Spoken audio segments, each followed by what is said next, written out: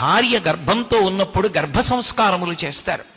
ఆ గర్భంలో ఉన్న జీవుడు ఎవరొస్తున్నాడో తెలియదు. ఒక్కొక్కసారి శత్రువు పుత్రుడుగా వస్తాడు బాధ పెట్టడానికి, కొడుకుగా వచ్చి ఏది మాట వినడు.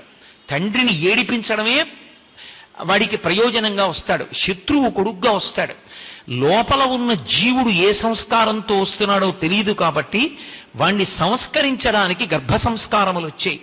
గర్భ సంస్కారములన్నీ చెయ్యకపోతే, అలా చెయ్యనప్పుడు కనీసం శ్రీరామాయణాన్నంతటిని వింటారు.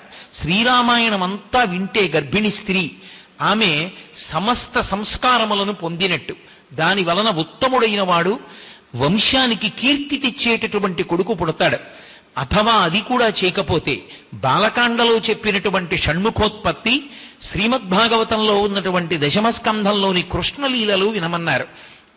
అవి రెండూ విన్నా కూడా ఉత్తముడైనటువంటి కుమారుడు జన్మిస్తాడు అని.